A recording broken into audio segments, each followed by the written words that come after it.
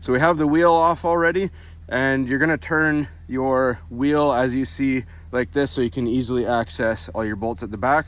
So we're gonna get you situated and get a better angle with the camera. All right, so first we're going to take off these 2 caliper bolts right here. They are 12 millimeter. We're gonna use a breaker bar followed by a ratchet.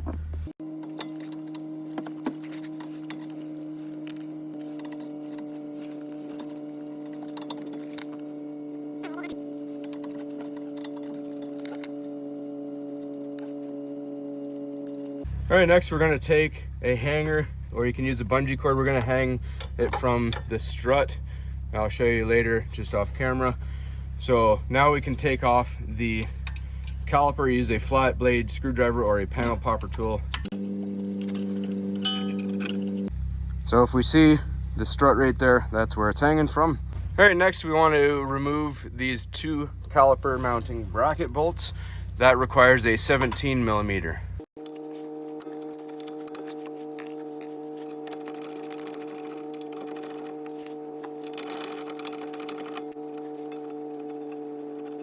All right, your pads will come off with the bracket.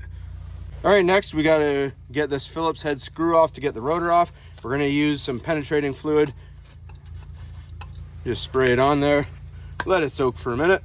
All right, now we're going to use an impact screwdriver. These are fairly affordable. If you don't have one, you can use a strikeable screwdriver. You're going to put the Phillips head end in there, and then you hit it with a hammer and twist.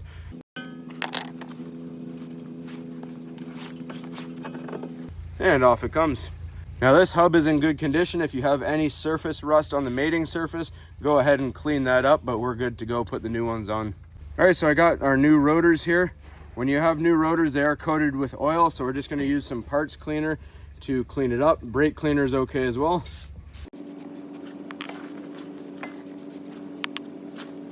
Make sure you also have clean hands and no grease on your hands.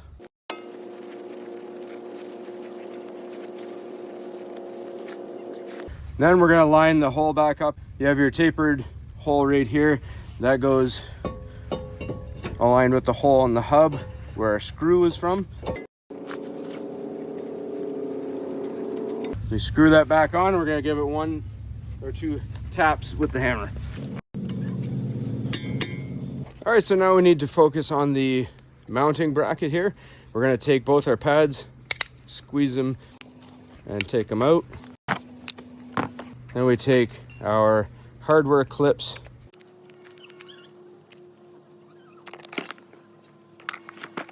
All right, so now we're gonna clean up all the mating surfaces with a wire wheel or a wire brush.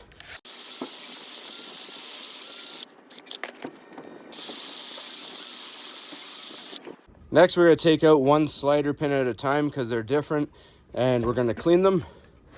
So just pinch the rubber boot there.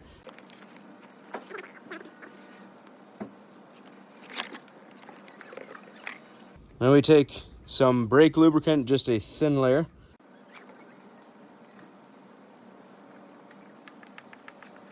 Put that one back in and do the same for the other one.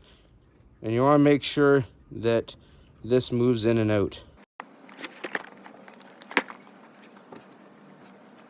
And when I said these are different, you'll see the other one didn't have this plastic ring on it. This one does. So that's why we do one at a time to make sure we don't put them backwards.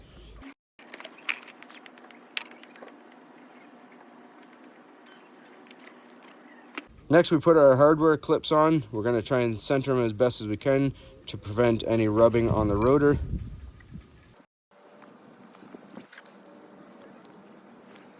Then we put a little tiny dab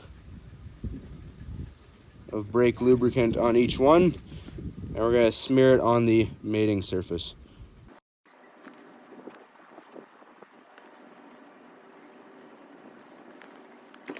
Next, we put our new pads in. You'll notice one has this tab. It's a squealer bar to tell you when your brakes are low. That goes towards the back where the slider pins are. So we're going to set them in before we put everything together.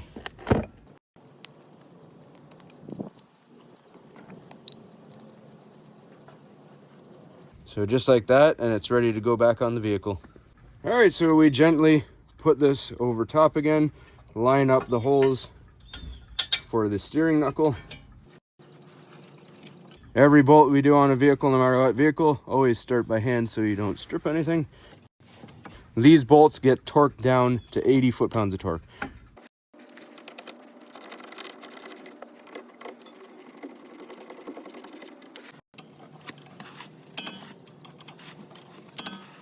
All right, one other quick thing to mention, if you see there's two holes right here and here on both the inner and outer pads, there's usually V-shaped clips that you put on them. It didn't have it on the vehicle when we took it apart, as you saw, and these new pads did not come with that, but if yours does, put those on the same way that you took those off. Now we got to compress the piston back into the caliper so it can accommodate the space of the brand new pads. There's a couple options. I like using a brake pad spreader tool like this. If you can't afford one or you don't have one, a C-clamp with a pad up against the piston works just fine.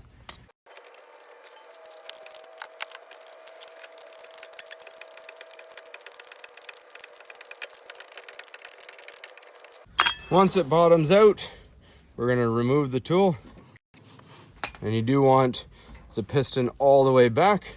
All right, now we take the caliper and we slide it over the pads, and again line up your caliper bolts here, and these get tightened down to 22 foot-pounds.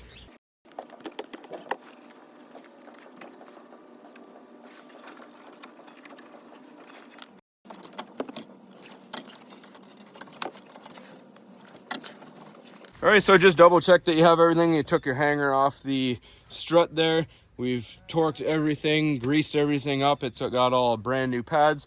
The first time that you do press the brakes, it may go to the floor. Don't be worried, give it a few pumps, and that piston will come up and firm up against there. So other than that, that's all there is to it. Just get your wheel back on, torque the lug nuts to 94 foot-pounds of torque, and you're good to go. All right, first things first, if you look at the back of the caliper, you have dust caps on these slider pins. We're going to use a flat blade screwdriver to pop those off. All right, and on the inside, under those dust covers, you will see a bolt, and it is a Torx T45 like you see here. I'll show you once we get them out. Use a breaker bar and then a ratchet to pop them.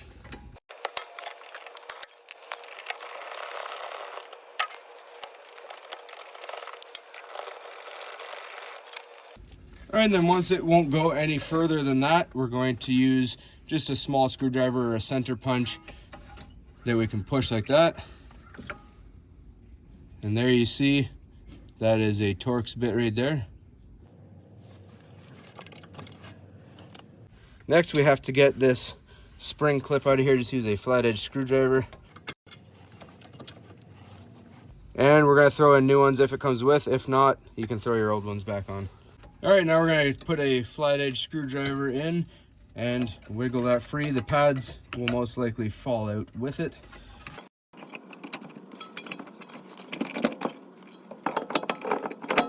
All right, so we're just going to take our pads and they simply lift out. Then we need to remove these two caliper mounting bracket bolts. They are 17 millimeters, and we'll use a breaker bar followed by a ratchet.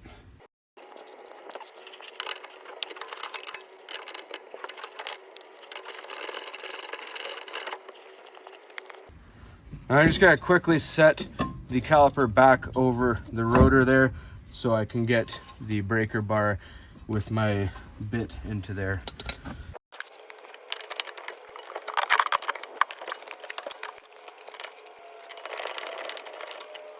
Now you shift our caliper back out of the way, take these both off the rest of the way.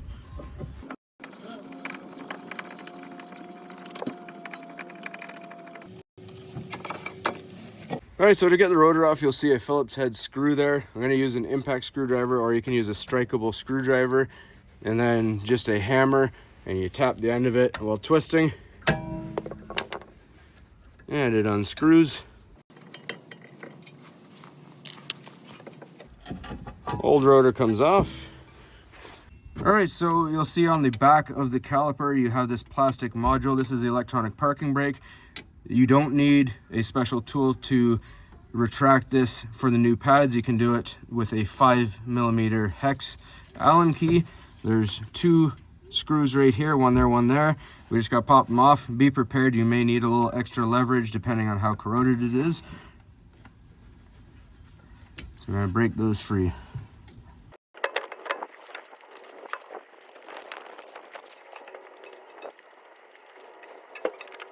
A little penetrating fluid will help as well.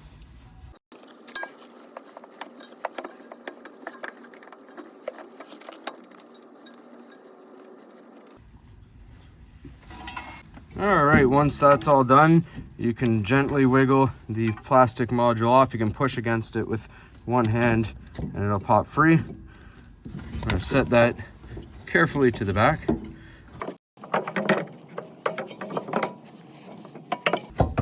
Then I'm going to show you how to retract this piston.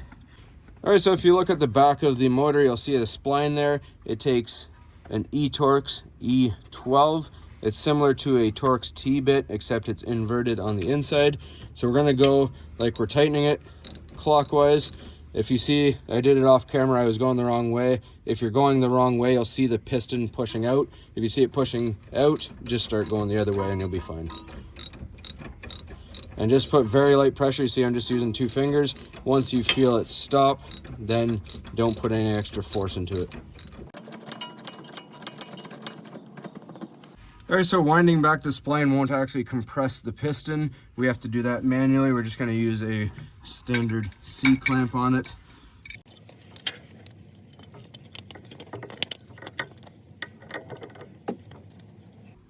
Don't put it on the spline, just put it on the back there.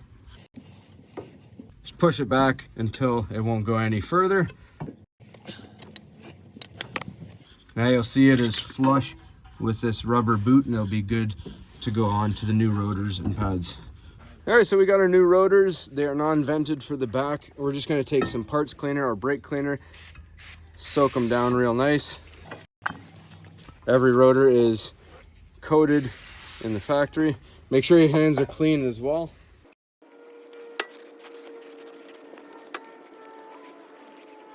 And then if you look, you have a recessed hole in here. You're going to line that up with the hole right here. That is where that set screw goes. The only other thing is if you have rust on the surface of your hub, clean it down. Make sure it's got a good, clean, true mating surface. This one's pretty good, so we're going to skip that step. All right, so we're going to put that set screw back in. It'll make things easier for us and hold everything in place.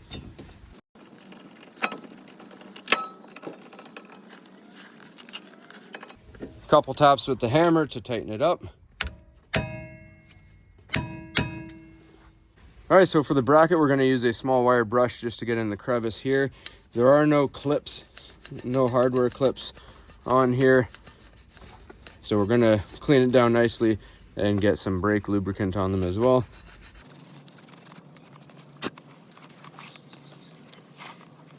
So a dab on each. And then we're going to smooth it over the surfaces.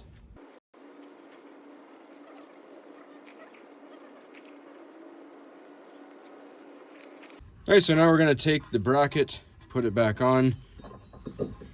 Now if you get any grease over on the rotor, just wipe it off.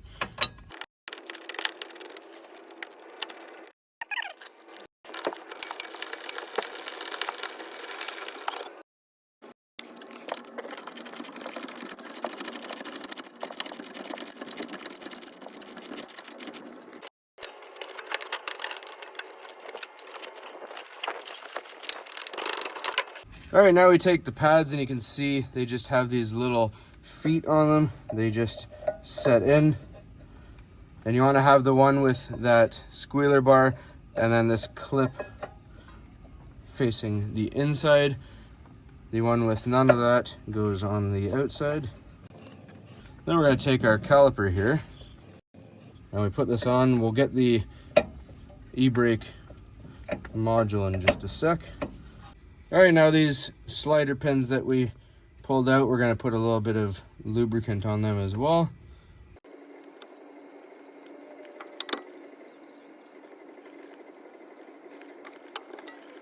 Then we're going to tighten these down to 22 foot-pounds of torque.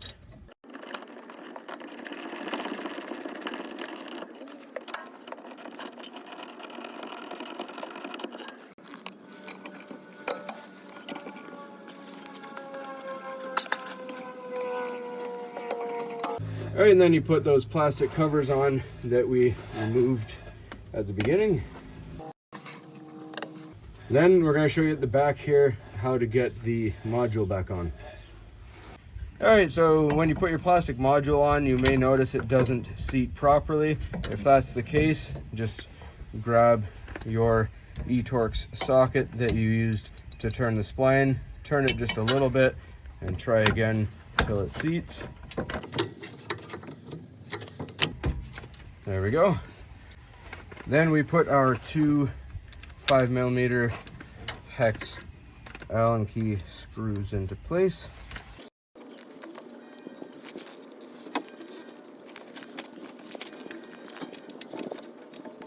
We're just going to tighten these down hand snug.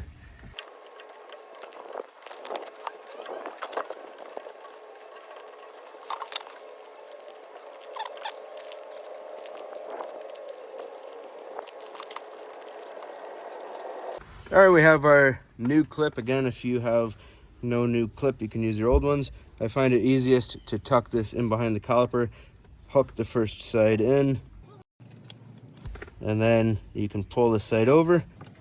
And that's all there is to that. All right, so the only other thing is when you pump the brakes, it's going to be a little bit going to the floor. That's not to worry, it'll firm up after a couple pumps.